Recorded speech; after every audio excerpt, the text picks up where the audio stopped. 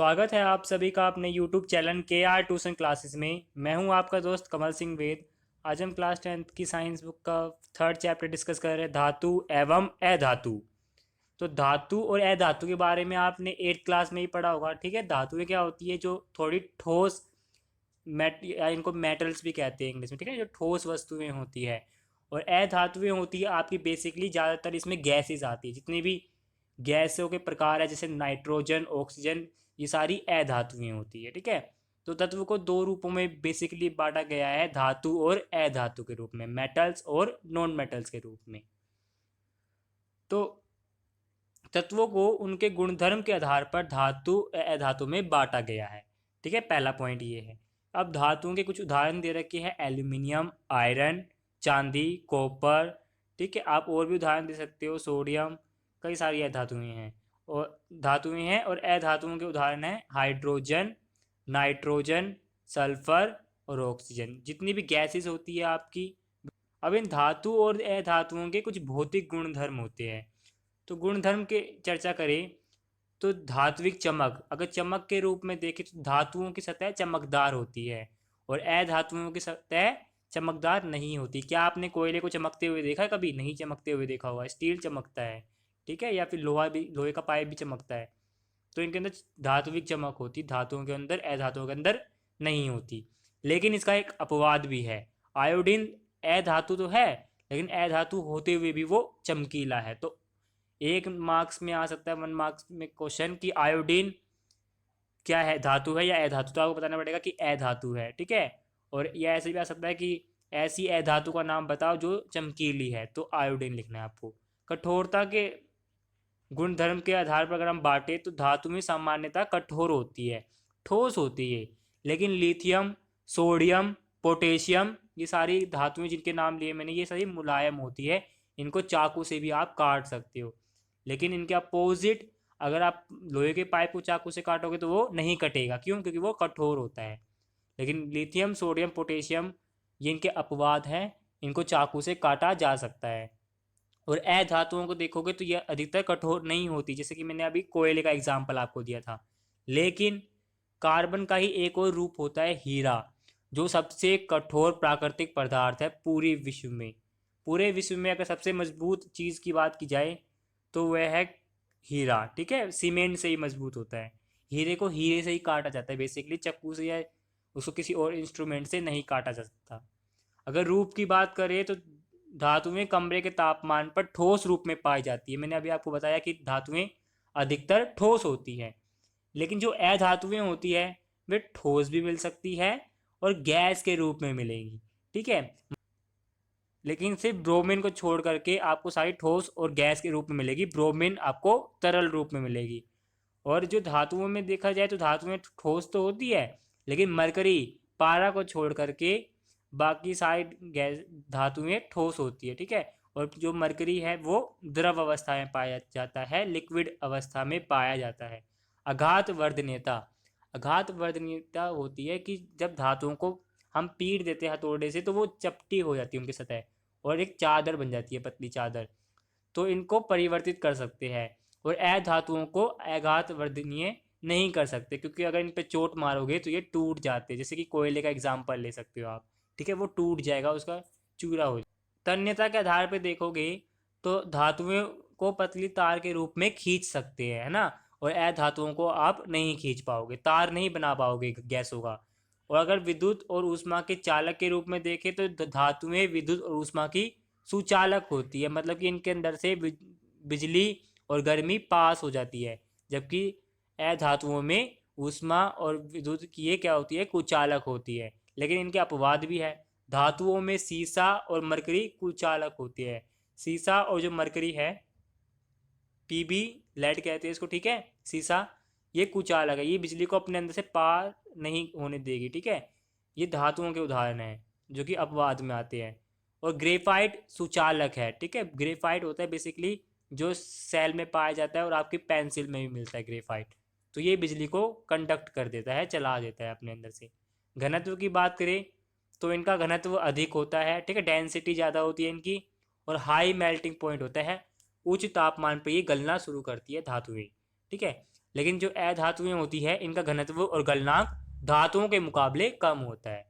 लेकिन इनके अंदर अपवाद भी है धातुओं में कि सोडियम और पोटेशियम ऐसी धातुएं हैं इनका गलनांक बहुत कम होता है। अगर आप इनको हथेली पे रखोगे तो ये पिघलना शुरू कर देंगी, इतनी इनकी गलनांक, इनकी मेल्टिंग पॉइंट बहुत कम होता है। ध्वनिक सोनोरस कहते हैं इसको इंग्लिश में। धातुएं कठोर सतह से टकराने पर आवाज पैदा करती है। अगर आप लोहे के पाइप को मारोगे तो टन इस टाइप से आवाज आएगी कि वाइब्रेट होते हुए। लेकिन जो अधातुएं होती है वे ध्वनिक नहीं होती, उनको अगर आप आपस में पीटोगे तो उनमें से वाइब्रेशन वाली साउंड नहीं आएगी। जैसे आप लकड़ी को पीट के देख लो, कोयले को पीट के देख लो, किताबों को पीट के देख लो, कितने भी चीज़ें देख सकते हो आप जो अधातुएं हैं वे सोनोरस नहीं होंगी। ऑक्साइड देखोगे तो ऑक्साइड ये बनाती है धातुएं अक्षारीय प्रकृति के, जैसे मैग्नीशियम ऑक्साइड ये अक्षार होता है, हमने सेकंड चैप्टर में भी डिस्कस किया था। अगर नहीं देखी है वीडियो तो आप प्लेलिस्ट में जा करके देख सकते हो। जो अधातुएं होती है ये अम्लीय ऑक्साइड बनाती है, ठीक है, जैसे कि सल्फर डाइऑक्साइड का यहाँ पे एग्जाम्पल दे रखा है। अब धातुओं के रासायनिक गुणधर्म कि धातुएं किस किस प्रकार से अभिक्रियाएं करती है वायु के साथ। अगर धातु को हम ऑक्सीजन के साथ अभिक्रिया करवाते हैं तो धातु का ऑक्साइड हमें प्राप्त होता है। जैसे कि यहाँ पे एक एग्जाम्पल दिया हुआ है, कॉपर है, उसको हमने रिएक्शन करवाई ऑक्सीजन के साथ, हवा की मौजूदगी में जलाया तो बना कॉपर ऑक्साइड। और ये पदार्थ कैसा होगा, काला होगा, क्योंकि ये उसका चूरा होगा कॉपर का, ठीक है। और एल्यूमिनियम को अगर ऑक्सीजन के साथ रिएक्ट करवाएंगे तो एल्यूमिनियम ऑक्साइड बनेगा। ऐसे मैग्नीशियम को ऑक्सीजन के साथ रिएक्ट करवाएंगे, मैग्नीशियम ऑक्साइड बनाएगा, ठीक है। लेकिन अब कुछ धातुएं ऐसी भी होती है जैसे सोडियम और पोटेशियम, ये वायु में आने पर आकस्मिक रूप से आग पकड़ लेती है। मतलब कि अगर आप इनको बोतल में, ढक्कन में, जिनके अंदर भी मिट्टी के तेल के अंदर बेसिकली पहले तो इनको रखा जाता है, ठीक है। अगर इनको मिट्टी के तेल के ढक्कन में से आप निकालोगे डिब्बे में से तो ये वायु में आती है अपने आप ही आग पकड़ लेगी, हवा में आने पर ही जलने लग जाएगी। इसलिए इनको बचाने के लिए इनको कैरोसिन के तेल में, मिट्टी के तेल में बचा करके। Second point, magnesium, aluminium, zinc और लेड ये वायु के साथ धीरे धीरे अभिक्रिया करती है, बहुत फास्ट रिएक्शन नहीं करती। ये इन धातुओं पर ऑक्साइड की परत चढ़ जाती है, ठीक है, धीरे धीरे रिएक्शन करती है और इनके ऊपर ऑक्साइड की परत जमती है। मैग्नीशियम, एल्यूमिनियम, जिंक और लेड, पीबी, जिसको सीसा भी कहते हैं हिंदी में। अब थर्ड पॉइंट देखोगे Fe, आयरन, ठीक है। वायु में गर्म करने पर क्या होता है, ये जलता नहीं है आयरन, लेकिन इसमें ज्वाला के रूप में दहन होता रहता है और लोह चूर्ण डालने पर तेजी से जलने लगता है ये। मतलब अगर आप मोटा लोहा जलाओगे तो वो नहीं जलेगा, उसमें आग आपको दिखाई नहीं देगी, वो तपता हुआ दिखाई देगा आपको, लाल होता हुआ, जैसे कोयला दहन करता है। लेकिन अगर आप चूर्ण डालोगे, लोहे का चूरा डालोगे तो वो जलने लगेगा। ऐसे ही कॉपर का भी देखा कि कॉपर भी जलता नहीं है, लेकिन उस पर काले रंग की कॉपर ऑक्साइड की परत चढ़ जाती है जब हम ऑक्सीजन के साथ उस पर रिएक्शन करवाते हैं, जैसे कि अभी हमने ऊपर एग्जाम्पल में देखा था।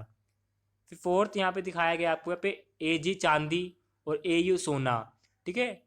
गोल्ड है और सिल्वर है, ऑक्सीजन के साथ अभिक्रियाएं ये नहीं करती क्योंकि ये बहुत ही कम अभिक्रियाशील धातुएं होती है, इसीलिए इनके गहने, आभूषण बनाए जाते हैं, ठीक है, ज्वेलरीज बनती है इनकी। अब उभयधर्मी ऑक्साइड कौन से होते हैं, ऐसे धातु के ऑक्साइड, देखो धातु का ऑक्साइड होगा ये जो कि अम्ल के साथ और अक्षार के साथ अभिक्रिया करेगा और लवण और जल बनाएगा, धातु के ऑक्साइड, ठीक है। क्षारीय प्रकृति की होती है लेकिन ये अम्ल और अक्षार दोनों में रिएक्ट करेंगे और लवण और जल बनाएंगे, तो उन्हें उभयधर्मी ऑक्साइड कहेंगे।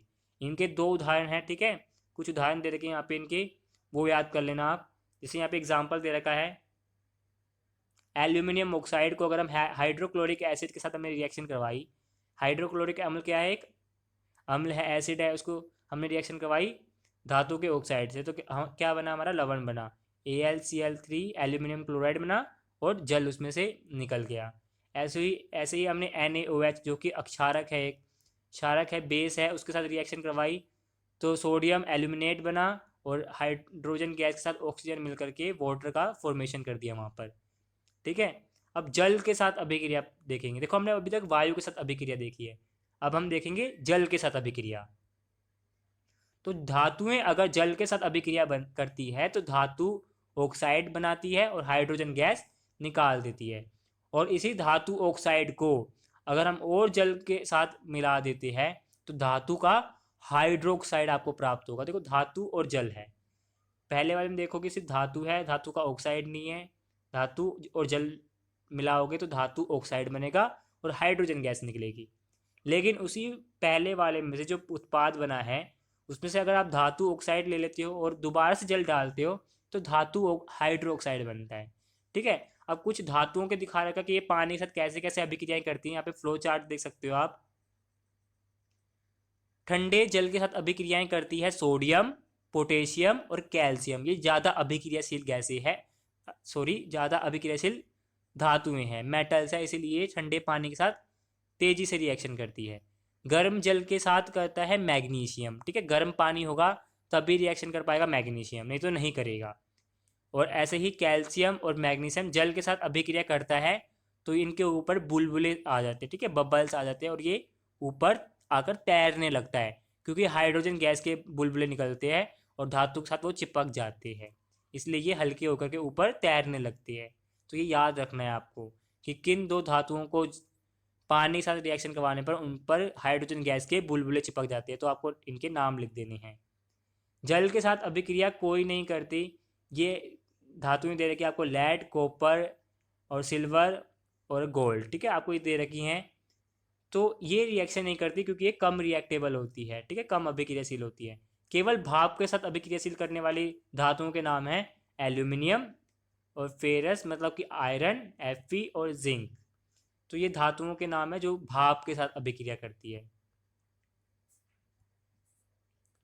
उदाहरण यहाँ पे दे रखा है, आप इनके उदाहरण को पढ़ सकते हो। ठीक है, सोडियम ले रखा है, हाइड्रो पानी के साथ अभिक्रिया करी, NaOH बना, हाइड्रोजन निकली और ऊष्मा भी निकलेगी क्योंकि ज़्यादा अभिक्रियाशील धातु है ये। तो इनके धातुओं के आप एग्जाम्पल को पढ़ सकते हो और इनको याद कर लेना क्योंकि ये पेपर में पूछ लिए जाते हैं। अब धातुओं की तनु अम्ल के साथ अभिक्रिया। अब धातुओं की तनु मतलब जब अम्ल की मात्रा थोड़ी कम हो, ठीक है, और पानी की मात्रा थोड़ी ज़्यादा हो तो तनु अम्ल होता है वो। तो ये लवण बनेगा और हाइड्रोजन गैस निकलेगी। जैसे एक एग्जांपल मैं आपको समझाता हूँ। जैसे अगर आप आयरन को हाइड्रोक्लोरिक एसिड में डालते हो, जो कि पहला ही उदाहरण है, तो आपको प्राप्त होगा फेरिक क्लोराइड, या आयरन क्लोराइड कह सकते हो उसे, और हाइड्रोजन गैस आपकी निकल जाएगी। तो ये उदाहरण आप याद करके इसी के बेस पे आप चारों उदाहरणों को समझ सकते हो। लेकिन इसमें भी एक अपवाद है कि कॉपर और Hg मतलब मरकरी और Ag जो सोना है, ये तनु अम्ल के साथ अभिक्रियाएं नहीं करती है क्योंकि ये बहुत ही कम अभिक्रियाशील धातुएं हैं। अब चौथी प्रकार की अभिक्रियाएं हैं धातुओं की अन्य धातुओं लवणों के साथ अभिक्रियाएं। मतलब धातु तो होगी लेकिन अब दूसरी धातु का भी लवण होगा। तो इसमें बेसिकली जो आपने फर्स्ट चैप्टर में विस्थापन अभिक्रिया पढ़ी थी ना, वही अभिक्रिया इसमें हो रही होगी। ठीक है, अब इसको सीखने के लिए आपको सक्रियता श्रेणी याद होनी चाहिए। तो सक्रियता श्रेणी वह सूची होती है, वह लिस्ट होती है जिसमें धातुओं की क्रियाशीलता रिएक्टिबिलिटी के आधार पर असेंडिंग ऑर्डर डिसेंडिंग ऑर्डर में लगाते हैं। ठीक है, अवरोही क्रम में लगाते हैं, घटते क्रम में लगाते हैं। सबसे अधिक अभिक्रियाशील धातु को ऊपर लिखा जाता है और घटते हुए क्रम में सबसे नीचे कम अभिक्रियाशील धातु को लिखा जाता है। सबसे अभिक्रियाशील या सबसे पावरफुल जो धातु है वो है पोटेशियम, उसके बाद है सोडियम। ठीक है, सोडियम पोटेशियम से कमज़ोर है इसीलिए वो नीचे है उससे। सोडियम के बाद कैल्शियम, ऐसे ही चलते रहोगे तो magnesium, aluminium, zinc, ferrous, lead, ऐसे करते करते सक्रियता श्रेणी बनाई गई है। तो इनको आप याद कर सकते हो। इनको याद करने का मैं आपको थोड़ा सा ट्रिक दे सकता हूँ। जैसे KMG लिखा है तो काने, देखो काने का मग एजू फेकू, ऐसे कर सकते हो। ठीक है, PB के बाद CU भी है नीचे यहाँ पे देख सकते हो आप। CU दे रखा है, हाइड्रोजन उससे ऊपर है, फिर मरकरी है, फिर गोल्ड है, फिर सिल्वर है। ठीक है, ये सब दे रखा है आपको। तो आपको इनको ऐसे याद कर सकते हो, इनको काने का मग एजू फेकू। आप ये बीच वाली PB और H को छोड़ सकते हो, स्किप कर सकते हो, इनका बहुत कम ही रेयर एग्जाम्पल आता है। अब पांचवा टाइप देख सकते हो आप, धातुओं की अधातुओं के साथ रिएक्शन। ठीक है, अब भी क्या करती है, संयोजकता कोष में से इलेक्ट्रॉन त्यागती है। इनकी रिएक्टिविटी के बारे में आपने 9th क्लास में पढ़ा होगा कि इनके धातु का आयन जो होता है, धातु का यौगिक दो आयनों से मिलकर बना होता है, एक तो पॉजिटिव आयन, एक नेगेटिव ऋणायन या फिर धनायन। ठीक है। तो अगर NaCl हमें बनाना हो तो Na में देखो कितने होते सोडियम में परमाणु, 11 होते हैं। ठीक है, तो 11 होते तो 2 8 1 के रूप में लिखेंगे, KLMN में भरेंगे हम। तो K में 2, L में 8 और KL में 8 और M में 1 भरा जाएगा। तो एक इलेक्ट्रॉन फालतू है इसके पास। ठीक है, तो 2 8 रहेगा इसके पास, एक इलेक्ट्रॉन ये फालतू का जो इसके पास है सोडियम के पास, ये छोड़ देगा और सोडियम धनायन बनाएगा। जो भी अपना इलेक्ट्रॉन छोड़ता है वो प्लस का धनायन बनाता है। ऐसे क्लोरीन को देखो 2 8 7, इसके के में 2 है, एल में 8 है, एम कक्षा में 7 है, तो इसको एक इलेक्ट्रॉन चाहिए। तो ये इलेक्ट्रॉन किसी से उधार लेगा। अब उधार देने वाला कौन है इसको? सोडियम। तो सोडियम से क्योंकि ये एक प्राप्त कर रहा है, एक उधार ले रहा है, वो भी माइनस का साइन, तो इस पर भी क्या चढ़ जाएगा? ऋण आयन चढ़ जाएगा, ऋण आयन का साइन आ जाएगा। तो सोडियम प्लस में क्लोरीन, देखो क्लोरीन के यहाँ पे जो क्रॉस लगा रखे ये तो इसके बाहर के इसके इलेक्ट्रॉन है, और जो एक बिंदु दिखा रखी ये है सोडियम का इलेक्ट्रॉन जो कि इसने छोड़ा था। तो इससे बन जाएगा सोडियम क्लोराइड। और इन्हीं को आयनिक यौगिक भी कहते हैं क्योंकि ये आयन से मिलकर बने होते हैं।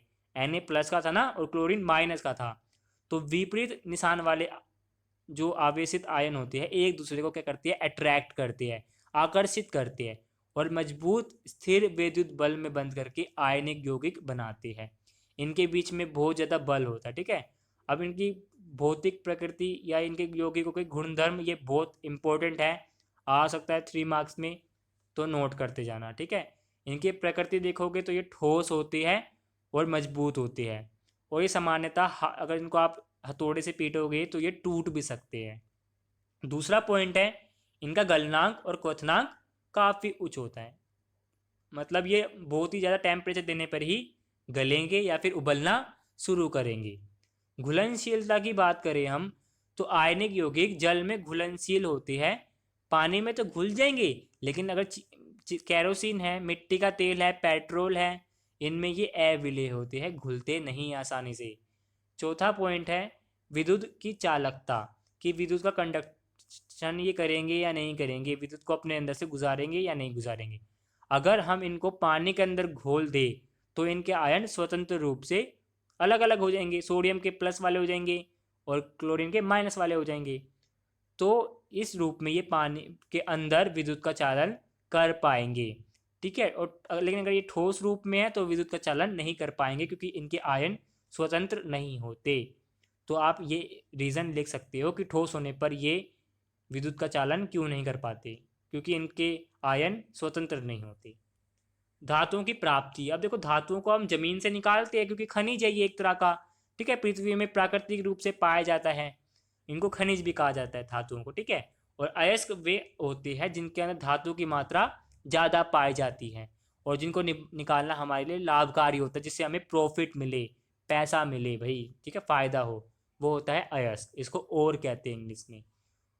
तो सक्रियता श्रेणी के आधार पर देखें तो सबसे अभिक्रियाशील धातुएं मैंने अभी आपको सक्रियता श्रेणी समझाई थी। काने का मग ए यहाँ तक दे रखा है, KNCaMgAl। ठीक है, potassium, sodium, calcium, magnesium, aluminium, ये स्वतंत्र रूप में नहीं मिलेगी अगर आप इनको ज़मीन से खोद के निकालोगे तो। ठीक है, तो इनको अलग कैसे किया जाता है? इनके अयस्कों के साथ से इनको अलग किया जाता है विद्युत अपघटन के बारे में, जो कि आपने फर्स्ट चैप्टर में रिएक्शन भी की थी जब आपने पानी को तोड़ा था 2 अणुओं में। ठीक है, परमाणु में तोड़ा था, हाइड्रोजन अलग हो गया था और ऑक्सीजन अलग हो गई थी। तो विद्युत अपघटन के अनुसार उसका प्रयोग करके इन उच्च धातुओं को, उच्च अभिक्रियाशील धातुओं को अलग किया जा सकता है। अब है अपचायक के रूप में विस्थापन करवा करके। ठीक है, तो वो या ये जो मध्यम अभिक्रियाशील धातुएं होती है आपकी जिंक, आयरन, लेड, कॉपर और आपको ये मरकरी, ठीक है, पारा, ये सल्फाइड के रूप में मिलती है। सल्फाइड के रूप में मिलेगी या तो, या ऑक्साइड के रूप में, या कार्बोनेट के रूप में मिलेगी। ठीक है, तो आपको तो शुद्ध धातु चाहिए, आपको तो सल्फर नहीं चाहिए, ऑक्सीजन नहीं चाहिए, कार्बोनेट नहीं चाहिए, तो इनको क्या करेंगे? इन सबको अलग करने के लिए हम अपचायक लेंगे। ठीक है, अपचायक होता है जो ऑक्सीजन को इनके अंदर से निकाल के बाहर कर दे। और जो सबसे कम अभिक्रियाशील धातुएं होती है, सिल्वर या जो सोना है हमारा, गोल्ड, वो स्वतंत्र रूप में पाया जाता है। मतलब ये इनके ऊपर किसी तरह की परत नहीं चढ़ी हुई होती, ये बिल्कुल प्योर अवस्था में मिलती है अधिकतर। अब धातुओं का निष्कर्षण दिखा रखा है यहाँ पे। अब आप और डिटेल से पढ़ोगे कि पहले तो अयस्क निकाला जाता है, ठीक है। फिर अयस्क में भी ये देखा जाता है कि उच्च अभिक्रियाशील धातुएं कौन कौन सी है। तो अगर उच्च अभिक्रियाशील धातुएं हैं तो उनको गलित धातु का विद्युत अपघटन करवाया जाता है। मैंने अभी आपको बताया था पानी के अंदर से बिजली को प्रवाहित करवाया जाता है, तो कैथोड पर हमें शुद्ध धातु प्राप्त हो जाती है। अगर मध्यम अभिक्रियाशील धातुएं हैं, जैसे ऊपर दिखाया गया था जिंक थी, ठीक है, तो अगर ऐसी धातुएं सल्फाइड के रूप में मिलती है और कार्बोनेट के रूप में मिलती है। अगर आपको सल्फाइड के रूप में मिले तो जैसे इसके एग्जांपल भी दे रखे हैं, मरकरी सल्फाइड है और जिंक सल्फाइड है। कार्बोनेट के रूप में यहाँ पे जिंक कार्बोनेट का उदाहरण दे रखा है। और कम अभिक्रियाशील धातुएं होंगी, ये सल्फाइड अयस्क के रूप में पाई जा सकती है, वैसे तो स्वतंत्र होती है लेकिन कुछ अवस्था में सल्फाइड के रूप में भी मिलेगी आपको। तो इनको क्या करते हैं, अगर सल्फाइड अयस्क मिला है आपको, ठीक है, मध्यम अभिक्रियाशील धातुओं में सल्फाइड अयस्क आपको मिला है, तो इसको वायु में भर्जन करवाया जाता है। भर्जन मतलब बहुत ही ज़्यादा हीट प्रोवाइड करना, ठीक है, और ऑक्सीजन की मात्रा को कम कर देना। ऐसे ही अगर कार्बोनेट है तो इसमें क्या करते हैं, सीमित वायु पहुंचाती है। सीमित मतलब कम वायु पहुंचाती है आग लगाते वक्त, ठीक है, गर्मी देते वक्त। और इस अभिक्रिया को कहते हैं निस्तापन। निस्तापन कहते हैं। फिर हमें इससे प्राप्त होता है धातु का ऑक्साइड। सल्फाइड और कार्बोनेट से धातु टूट जाती है और वो बन जाती है ऑक्साइड के रूप में। फिर ऑक्साइड को हम अपचायक जैसे कार्बन का यूज़ करके इसको अलग कर सकते हैं और धातु का हम शोधन या शुद्ध धातु प्राप्त कर सकते हैं। जो कमज़ोर धातुएं होती है या निम्न अभिक्रियाशील धातुएं होती है उनका भर्जन करवाया जाता है सिर्फ बेसिकली, और फिर हमें वो धातु मिल जाती है। फिर हम उसको और भी रिफाइन कर पाते हैं। तो आपके एनसीईआरटी में इनकी समीकरण दे रखी है, ठीक है, इनको याद कर लेना भाई। देखो कुछ मुख्य परिभाषाएं हैं। गेंग, गेंग क्या होता है, पृथ्वी से जब हम किसी भी खनिज को निकालते हैं तो उसके अंदर मिट्टी, रेत और कई तरह की अशुद्धियां पाई जाती है, जैसे सल्फाइड कार्बोनेट की हम बात कर ही रहे हैं। इन्हीं अशुद्धियों को गैंग कहते हैं, ठीक है, जो उसके साथ मैल के रूप में चिपका हुआ होता है। भर्जन क्या होता है, जब सल्फाइड अयस्क को वायु की उपस्थिति में अधिक तापमान पर गर्म करे और इसमें ये परिवर्तित हो जाए ऑक्साइड में, तो इस अभिक्रिया को कहेंगे हम भर्जन अभिक्रिया। यहाँ पे एग्जाम्पल दे रखा है, आप इसको याद कर सकते हो, ठीक है। निस्तापन का देखोगे आप तो निस्तापन कार्बोनेट अयस्क को अलग किया जाता है, ठीक है। सल्फाइड में भर्जन, कार्बोनेट में निस्तापन। इसमें कम मात्रा में वायु दी जाती है और अधिक तापमान पर इसे गर्म किया जाता है, तो ये ऑक्साइड में बदल जाता है, ठीक है। और इस प्रक्रिया को निस्तापन कहा जाता है। जैसे जिंक कार्बोनेट को हमने तापमान दिया कम वायु में तो क्या बन गया, जिंक ऑक्साइड। जिंक ऑक्साइड में बदल गया, धातु के ऑक्साइड में बदल गया और कार्बन डाइऑक्साइड अलग हो गई। अपचयन आपको पता है, धातु ऑक्साइड में से कार्बन जैसे अपचायक का प्रयोग करती है ताकि हमें शुद्ध धातु मिल जाए। हमें अपचयन अभिक्रिया करवानी है जिसमें से ऑक्सीजन निकल जाए, तो कार्बन का यूज़ करते हैं, तो कार्बन इसमें से अलग कर देती है और कार्बन मोनोऑक्साइड बनाती है, ठीक है। यहाँ पे एग्जाम्पल में आप देख सकते हो, इसको याद कर सकते हो। अब धातुओं को परिष्करण करने की विधियाँ, जैसे हम विद्युत अपघटन अभी चर्चा कर ही रहे थे, तो यहाँ पे एक चित्र भी दिखाया गया है, ठीक है। तो यहाँ पे एनोड और कैथोड, दो इलेक्ट्रोड लिए गए आपके। कैथोड पे माइनस का निशान होता है, माइनस का चार्ज होता है इस पे, और एनोड पर प्लस का होता है, ठीक है। और जिस भी धातु का आप परिष्करण कर रहे हो उसी धातु का आपको यौगिक का लवणीय जलीय विलयन लेना पड़ेगा। जैसे आपको कॉपर को अलग करना है सल्फेट से, तो कॉपर सल्फेट का ही आपको विलयन लेना पड़ेगा, तभी ये आपको शुद्ध धातु प्राप्त हो पाएगी। और जो एनोड है उस पर उसके नीचे आपको कुछ रेतीला पदार्थ दिख रहा होगा, जिसे गैंग कहते हैं, है ना। जो अशुद्धियाँ थी ये नीचे के एनोड के नीचे जम जाएंगी और इनको अलग नाम भी दिया गया है, एनोड पंख या अपद्रव्य भी कह सकते हैं। और शुद्ध धातु कैथोड पर जाकर के चिपक जाएंगी। तो कैथोड पर शुद्ध तांबा यहाँ पे दिखाया गया, एनोड पर अशुद्ध तांबा, ठीक है। अब देखिए, ये मैं आपको बता चुका हूँ। अब संक्षारण के बारे में पढ़ते हैं, जो आपने फर्स्ट चैप्टर में भी थोड़ा सा डिस्कस किया था। देखिए सिल्वर जो है, जो चांदी है, ये वायु में उपस्थित सल्फर के साथ अभिक्रिया करती है, ठीक है, और सिल्वर सल्फाइड बनाती है, जिसके कारण उसकी सतह काली हो जाती है। तो ये भी एक बेसिकली एक तरह का जंग है जो कि चांदी पर लगता है। कॉपर की बात करें तो कॉपर थोड़ी नमी लेती है, ठीक है, और कार्बन डाइऑक्साइड के साथ अभिक्रिया करके हरे रंग का कॉपर कार्बोनेट बनाती है। आपने कॉपर के तांबे के लोटे देखे होंगे, आपने ब्रेसलेट्स देखे होंगे, कुछ लोग कड़े भी पहनते हैं, कुछ लोग छल्ले भी पहनते हैं, तो उनके ऊपर हरा पदार्थ जम जाता है जो कि कॉपर का जंग कहलाता है या संक्षारण कह सकते हो आप, ठीक है। थर्ड देखा है लोहा। लोहा या आयरन, ये भी नमी के साथ या अम्ल के साथ, ठीक है, रिएक्शन करने पर भूरे रंग का उसके ऊपर परत चढ़ जाती है, वो पदार्थ बना देता है, बेसिकली उसे जंग कहते हैं। तो अब संक्षारण से हम सुरक्षा कैसे कर सकते हैं धातुओं की? लोहे को जंग लगने से बचाया जा सकता है निम्न अभिक्रियाओं के द्वारा, निम्न क्रियाओं को करके। ये पेपर में आ सकता है 5 मार्क्स में और 3 मार्क्स में, इंपॉर्टेंट है, नोट करते जाओ, वीडियो को पॉज कर सकते हो। तो पेंट करके हम धातुओं को बचा सकते हैं, तेल लगा करके उनको बचा सकते हैं तक, ठीक है ना, ताकि नमी से वो कांटेक्ट में ना आ पाए पानी के। ग्रीस लगा करके, यसत लेपन करके, यसत लेपन होता है जब धातु के ऊपर, लोहे के ऊपर जिंक की परत चढ़ा दी जाए। आप सोचते होंगे लोहे के पाइप में जंग क्यों नहीं लगता, ठीक है, जो पानी के पाइप होती है उनके ऊपर जिंक की परत चढ़ाई जाती है, क्योंकि उनको तो रहना ही पानी के अंदर है 24 घंटे। तो उनके ऊपर जिंक की परत चढ़ाई जाती है ताकि उनके ऊपर जल्दी से जंग ना लगे। क्रोमियम लेपन, क्रोमियम की परत चढ़ा करके, एनोडीकरण करके, ठीक है, मिश्र धातु बना करके हम धातुओं को बचा सकते हैं जंग लगने से। यसत लेपन मैंने आपको बता ही दिया, जिंक की परत चढ़ाना यसत लेपन कहलाता है। मिश्र धातु का भी एक टॉपिक आ जाता है 1 मार्क्स में कि मिश्र धातु क्या होती है। जब दो या दो से अधिक धातुओं को या अधातुओं को इनको मिला करके मिश्रण बनाया जाता है, सममांगी मिश्रण, ठीक है, तो उनको मिश्र धातु कहते हैं। जैसे लोहा है, ठीक है, लोहे के अंदर अगर हम थोड़ी सी कार्बन की मात्रा डाल देना तो लोहा कठोर और प्रबल हो जाता है, और इसी को कहते हैं स्टील। जो स्टील होती है वो भी एक लोहे का ही प्रकार है, बट उसमें कार्बन की मात्रा मिलाई जाती है जिससे वो जंग नहीं खाती और मजबूत बन जाती है, ठीक है। ऐसे ही स्टील का देखा लोहा, इसमें कार्बन भी मिलाया जाता है और निकेल और क्रोमियम का भी लेपन किया जाता है। पीतल जो धातु या ये मिश्र धातु है, ये कॉपर और जिंक को मिलाने से बनती है। कांसा जो मिश्र धातु है, ये कॉपर और टीन एक धातु होती है, इनको मिलाने पर कांसा प्राप्त होता है। सोल्डर जो बेसिकली आप देखते होंगे इलेक्ट्रॉनिक वाले करते हैं, इंजीनियर जब फ़ोन पे करते हैं ना, तारों में सोल्डर लगाते हैं, तो लेड और टीन से ये मिलता है। अमलगम, ये मरकरी और अन्य तत्व किसी को भी अगर आप मिला दोगे तो जो भी पदार्थ बनेगा, जो भी आपकी मिश्र धातु बनेगी, उसे कहेंगे अमलगम।